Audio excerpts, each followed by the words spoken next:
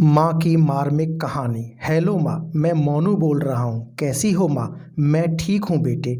ये बताओ तुम और बहू दोनों कैसे हो? हम दोनों ठीक हैं माँ, आपकी बहुत याद आती है। अच्छा सुनो माँ, मैं अगले महीने इंडिया आ रहा हूँ तुम्हें लेने। क्या? हाँ माँ, अब हम सब साथ ही रहेंगे।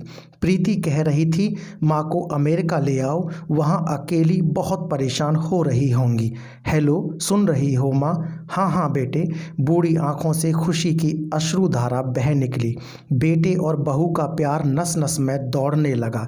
जीवन के 70 साल गुजार चुकी लक्ष्मी ने जल्दी से अपने पल्लू से आंसू पोंछे और बेटे से बात करने लगी। पूरे 2 साल बाद बेटा घर आ रहा था। बूढ़ी लक्ष्मी ने मोहल्ले भर में दौड़ दौड़ कर ये खबर सबको सुना दी। सभी खुश थे कि चलो बुढ़ापा चैन से बेटे और बहू के साथ गुजर जाएगा। मोनू अकेला आया था। उसने कहा कि माँ, हमें जल्दी ही वापस जाना है, इसीलिए जो भी रुपया पैसा किसी से लेना है वो लेकर रख लो, और तब तक मैं किसी प्रॉपर्टी डीलर से मकान की बात करता हूँ। मकान? माँ ने पूछा। हाँ माँ, अब ये मकान बेचना पड़ेगा, वरना कौन इसकी देखभाल करेगा? हम सब तो अब अमेरिका में ही रहेंगे। बूढ़ी आंखों ने मकान के कोने कोने को ऐसे निहारा जैसे किसी अबोध बच्चे को सहला रही हो। आनन फानन और औने पौने दाम में मोनू ने मकान बेच दिया। लक्ष्मी देवी ने वो जरूरी सामान समेटा जो उनको बहुत ज़्यादा लगाव था। मोनू टैक्सी मंगवा चुका था। एयरपोर्ट पहुंचकर मोनू ने कहा, माँ तुम यहाँ बैठो, मैं अंदर जाकर सामान की जांच और बोर्डिंग और वीज़ा का काम निपटा लेता हूँ।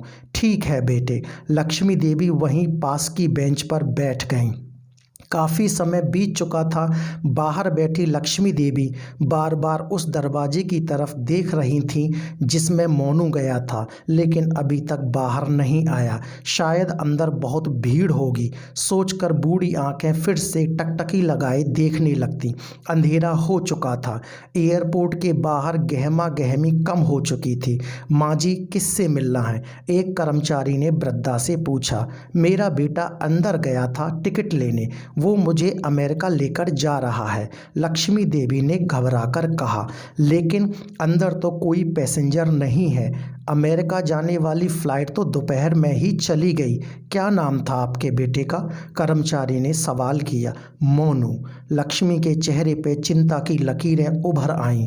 कर्मचारी अंदर गया और कुछ देर बाद बाहर आकर बोला, माँ जी, आपका बेटा मोनू तो अमेरिका जाने वाली फ़्लाइट से कब का जा चुका है। क्या?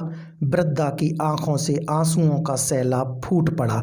बूढ़ी माँ का रोम रोम कांप उठा। किसी तरह वापस घर पहुंची जो अब बिक चुका था। रात में घर के बाहर चबूतरे पर ही सो गई।